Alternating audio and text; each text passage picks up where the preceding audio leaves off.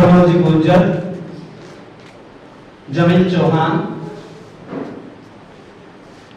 मुबारक Ali Bhati, professor doctor Moolchand, Shamshad Ali जी, शैलेंद्र माथुर जी,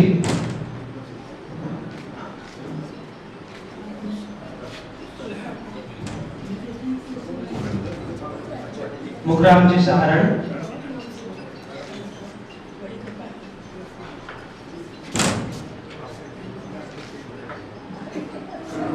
भंवरलाल जी डाडर,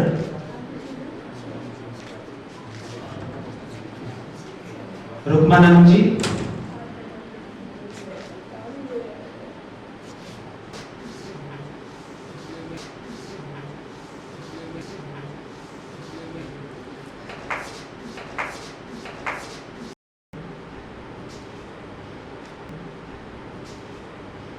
अब मैं आज के कार्यक्रम के मुख्य वक्ता श्रीमान भगवान दास जी मोरवाल को आमंत्रित करता हूं। मेवाड़ के जिला नूह के छोटे से कस्बे नगीना में इनका 23 जनवरी 1960 को जन्म हुआ। एक अलग कथाकार के रूप में इनकी विशिष्ट पहचान हिंदी साहित्य में है।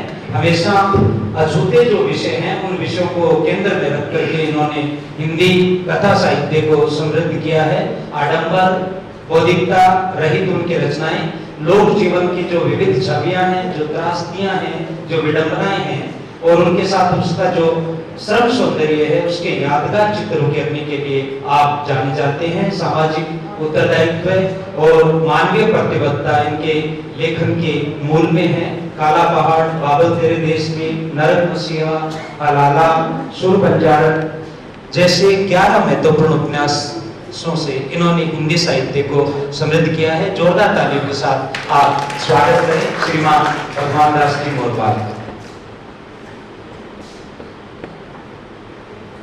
मित्रों,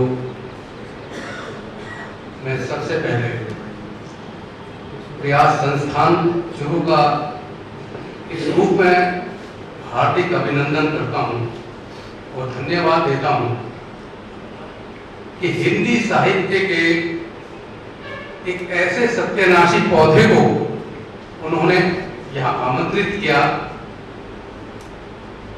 जिसको कि बकौल, ये मेरी पंक्तियां नहीं है, मेरे वरिष्ठ कवि और बड़े भाई कृष्ण कर्तक जी ने कभी मेरे बारे में ये कहा था लगभग 6-7 वर्ष पहले।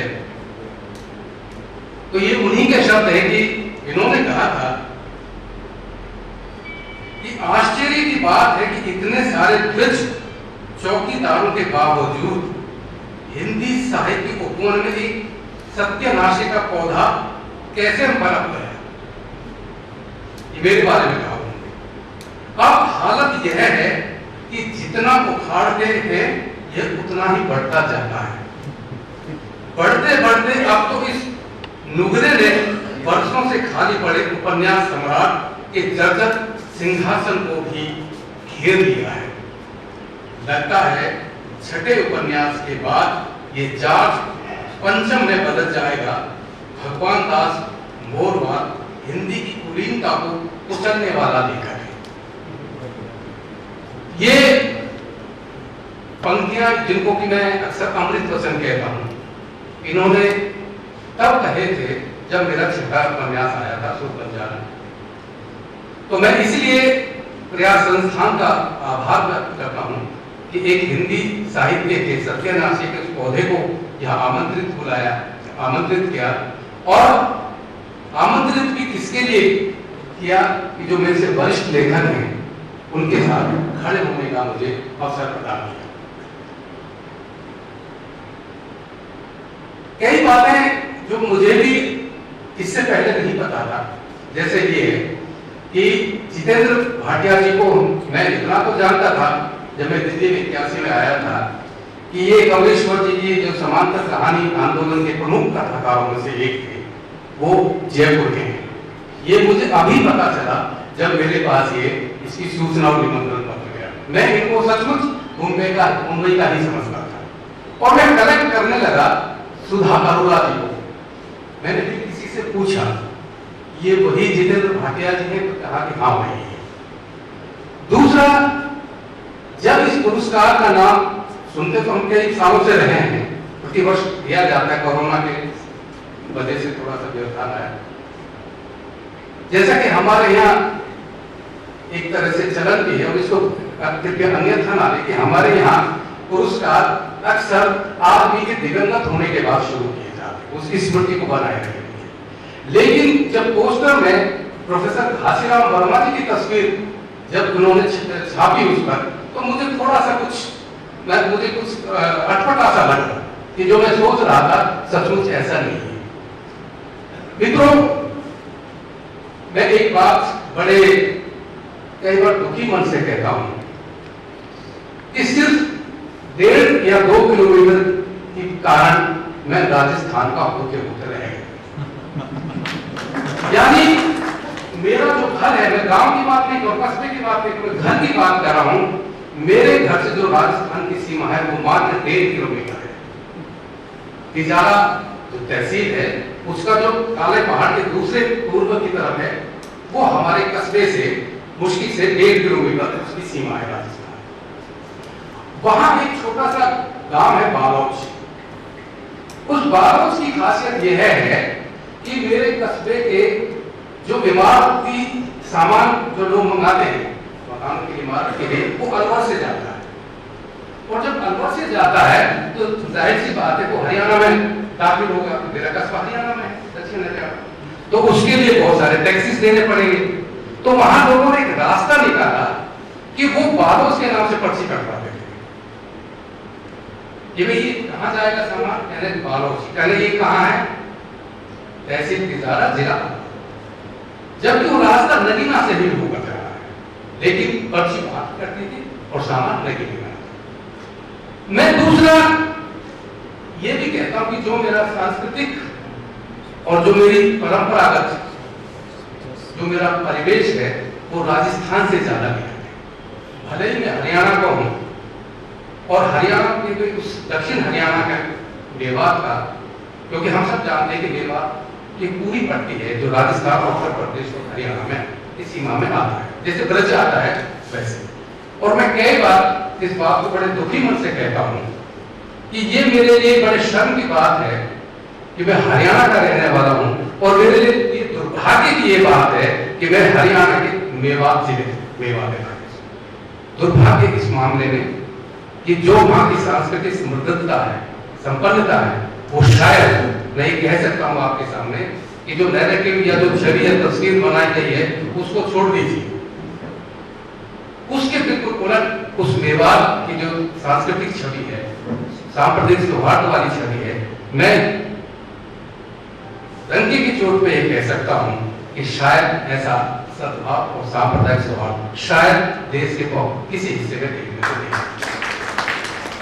मैं जब राजस्थान के किसी साहित्यिक आयोजन में जाता हूं और मुझे ईमानदारी से सबसे ज्यादा खुशी अपने राजस्थान के किसी आयोजनों में होती है, साहित्यिक आयोजन, चाहे अलवर जाऊं जैसे चूरू, तो मुझे ऐसा नहीं लगता है कि मैं किसी दिल्ली या किसी दूसरे राज्य के आयोजनों में गया, मुझे ऐसा लगता है कि जैसे मैं अपने घर अपने इलाके में आया हूं। इसलिए मेरी ज्यादातर निकटता और मेरे जो लेखन में जिसको क्या कहते हैं मेवात के हैं, लेकिन वो मेवात भी वो है जो राजस्थान वाला मेवात है, वो हरियाणा वाला मेवात नहीं है। क्योंकि हमारे यहाँ जो मेवाती भी बोली जाती है उसको कठेर मेवाती कहा जाता है। कठेर मेवाती यानी वह मेवाती जिसका कि ब्रज का असर है। तो मेरी माँ खुद ब्रज की थी, कामा भरतपुर जिले की, और मेरी ज्यादातर रिश्तेदारी हुई। मैं जब अपने 3 युवा साथियों को सम्मानित होते देख रहा था, फिर उस पर बाद में आता हूं। मैं पहले अपने वरिष्ठ कवि जिन लोगों को विनोद भगत जी, कृष्ण कवित जी, जितेंद्र भाटिया जी, मैं सच कहूं कि मैं जब दिल्ली गया 1981 में और लगभग वहां 30-32 साल तक मुझे ये नहीं पता था कि साहित्य क्या होता है। मैं दिल्ली किसी साहित्यिक महत्वाकांक्षा के चलते नहीं गया, मेरी दूसरी परिस्थितियां थी घर परिवार की, और वहां मैंने जब लगभग 35 वर्ष की उम्र में पहली बार मैं कॉफी हाउस गया था, वहां जब मैंने लेखकों को देखा तो एक जो अपने आप में रोमांच होता है अपने लेखकों के बीच में, उन लोग लेखकों के बीच में हम पढ़ते रहे, तो उसका अनुभव और उसकी खुशी बिल्कुल अलग होती है। ये सारे के सारे हमारे जो वरिष्ठ लेखक हैं, मैं कृष्ण कल्प जी के बारे में मैं पहले भी ये बात कह चुका हूं, मैं आज भी ये कह सकता हूं कि जो उस दौर के जो प्रतिनिधि कवि जो लगभग आधे पौने दर्जन के करीब थे, जिनमें उदय प्रकाश, मंगलेश डबरा और ज्ञानेंद्र पति, आरूप धनवा और भी जो इस पीढ़ी के विनोद पद्धति लगभग इसी दौर के हैं, क्योंकि थोड़े से 3-4 साल छोटे हैं, मेरी उम्र से मुझसे 20 दिन बड़े हैं। तो ये उस दौर के मैं अगर कहूं तो मुझे ऐसा लगता है कि उस दौर के उन कवियों में कृष्ण कल्पित एक महत्वपूर्ण कवि है, लेकिन जो जगह इनको उस अब से 5 से 20 साल पहले मिलनी चाहिए थी वो नहीं मिल पाई, और इसके बहुत सारे कारण हम समझ सकते हैं। आज की तारीख में, वर्तमान में लेखन एक समय था कि जब हम लेखन करते थे तो पूरा हिंदी का लेखन होता था। अब तो स्थिति बिल्कुल उलट है। अब तो राज्य के जो हमारा पूरा साहित्य है वो राज्यों में तो बढ़ ही गया है, उसके साथ साथ अब वो जिलों में भी बढ़ गया, इलाकों में भी बढ़ गया। और उसका आप देखिए कि उसका परिदृश्य देखिए, एक समय राजस्थान का हिंदी साहित्य में जो ठसक और जो धमक थी वो शायद अब उस तरह की नहीं है। दूसरा राज्य देखिए आप, मध्य प्रदेश, लगभग मध्य प्रदेश की भी वही हालत है। तो इन दो राज्यों का, मध्य प्रदेश और राजस्थान का, जो हिंदी पर जिसको कहना चाहिए कि एक बहुत बड़ा योगदान था यहाँ के लेखकों का, जिसका जो सम्मान के साथ नाम लिया जाता था, आज ये दोनों राज्य लगभग एक तरह से साहित्य से अपदस्थ है और उसकी जगह दूसरी प्रवृत्तियों ने ले लिया। मैं जब इन तीनों युवा लेखकों को जो सम्मानित होते हुए देख रहा था, तो क्योंकि मैं मेवात जैसे इलाके का हूँ जहाँ की कोई साहित्यिक या सांस्कृतिक उस तरह का कोई परंपरा नहीं है, और मैं भी अगर आज आपके सामने खड़ा हूँ तो उस तरह मेरी तो लेखन में कुछ थोड़ी बहुत रुचि थी, लेकिन आज जब मैं तीनों को सम्मानित होते हुए देख रहा था तो मैं सचमुच मुझे इस बात को लेकर ईर्ष्या सी भी हो रही थी कि ये लेखक कितने भाग्यशाली हैं कि इतनी कम उम्र में इनको जो एक तरह से स्वीकृति मिली है वो हर एक के नसीब में नहीं होती। और सबसे बड़ी बात ये होती है कि कृष्ण कल्प जी और भाटिया जी ने एक बात बहुत अच्छी कही कि अगर आपका सम्मान आपके अपने लोग नहीं करते हैं, अपने लोगों के बीच में सम्मान नहीं होता, तो बाहर के आपको चाहे हीरो जवाहरात के मुकुट जड़ने का कोई औकात नहीं, कोई मूल्य नहीं। असली मूल्य आपका वही है जहां आप जन्मे हैं, जिस मिट्टी में पले बढ़े हैं। तो उस तरह के इस गौरव को जो उन बच्चों को जो हमसे बहुत छोटे हैं मिला है, इसको बरकरार अपने आप में बहुत बड़ी चुनौती है। अब तो बल्कि ये होने लगा है कि अब तो कहानी लिखने की, कविताएं लिखने की वर्कशॉप शुरू हो गई।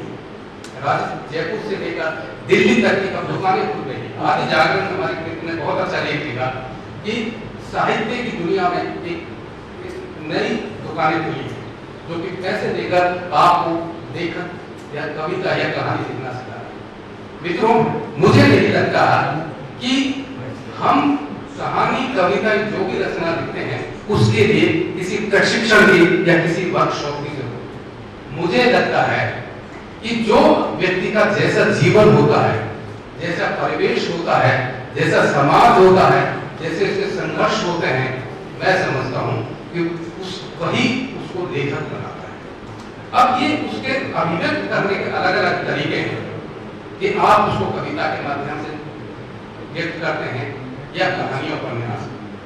मैं बताऊं कि कुछ बेवकूफियां हमने भी उस उम्र में बहुत की थी जब हमने शुरू किया, कविताएं भी लिखी।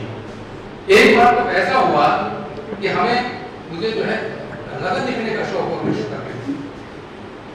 मुझे ये नहीं पता था कि होता क्या है, जिसमें न्यूट्रल बहर वगैरह भी कुछ चीज होती है। तो किसी ने बहुत अच्छा एक तरीका बताया कि कुछ एक जैसे शब्द आप छांट लीजिए जो अंत में जाकर एक जैसे उनकी ध्वनि निकलती, वो हमने निकाली और एक डिक्शनरी से बड़े भारी भारी शब्द हो गए।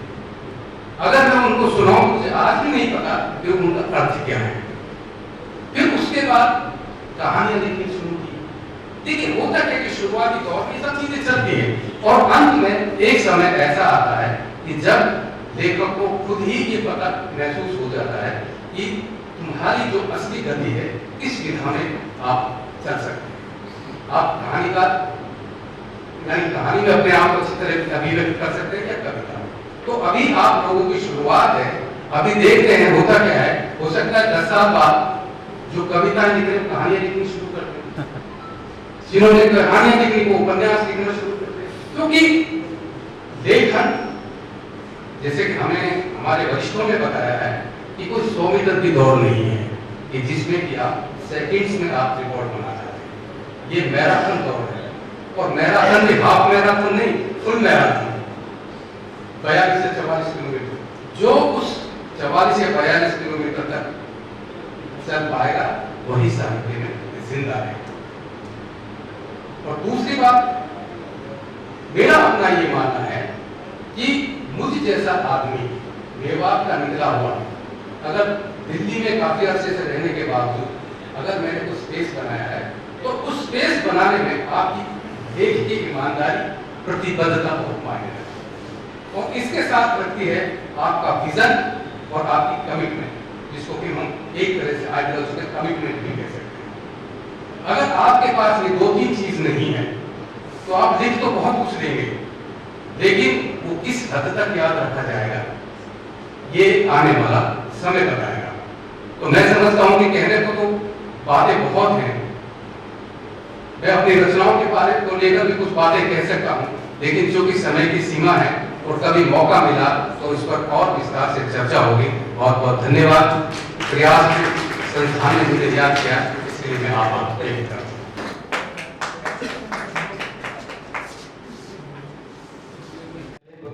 मोरवाल जी हमारे बीच उपस्थित हैं। मैं प्रोफेसर एच.आर. जी को आमंत्रित करता हूं कि उन्हें साफा पहनाकर और स्मृति चिन्ह भेंट कर उनका स्वागत, अभिनंदन और धन्यवाद ज्ञापित करें। और आप सबसे आपका बहुत सारा शुक्रिया, आप सबके यहाँ होने के लिए शुक्रिया और पूरे कार्यक्रम को बड़ी शिद्दत के साथ सुनने के लिए भी शुक्रिया। आप सभी अल्पाहार ग्रहण करके यहाँ से प्रस्थान करेंगे। आप सब हमारी ताकत है। खूब सारा शुक्रिया आप सबका।